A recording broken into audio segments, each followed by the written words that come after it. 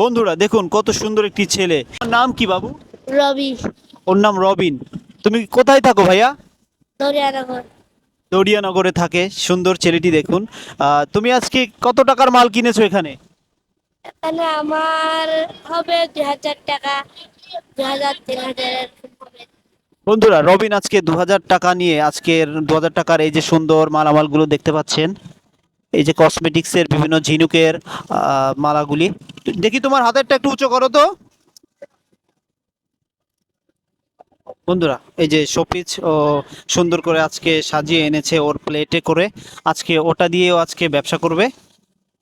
রবিন, তুমি সকালে কটার সময় এখানে আসো? আমি সকালে 12টা, আসি 10টা, হচ্ছে 11টা সেরকম। তুমি এখানে কত সময় থাকো? আমি 8টার সময় চলে যাব। ও সকাল থেকে শুরু করে, সকাল 10টা থেকে শুরু করে সন্ধ্যার আগে মানে আসরের আজান দেওয়া পর্যন্ত এখানে ঘুরে ঘুরে সমুদ্রে এগুলো বিক্রি করে। ভাইয়া তুমি পার ডে মানে প্রতিদিন কত টাকা বিক্রি করো? 600 বিক্রি করি, 500 বিক্রি করি, 1,000 বিক্রি করি। ও আজকে আহ, শুরু করেছে, এখনো সেল করে নাই। ও 500 টাকাও বিক্রি করে, 600 টাকাও বিক্রি করে। আসলে বিক্রয়টা নির্ভর করে ও সারাদিনে ঘুরে ঘুরে পুরো 20টা কাভার করে। এর কোনো নির্দিষ্ট কোনো সংখ্যা নেই যে এত টাকায় সে বিক্রি করে। এটা 500 হয়, 600 হয়, তাই তো? হ্যাঁ। তো এই টাকা তুমি কি করো? আম্মুকে দিই। ওই টাকাগুলি ওর আম্মুকে দেয়। ওর তোমার বাসায় কে কে আছে? আমার বাসায় আব্বু আছে, ভাই আছে, বোন আছে। তুমি কি সবার বড় নাকি ছোট?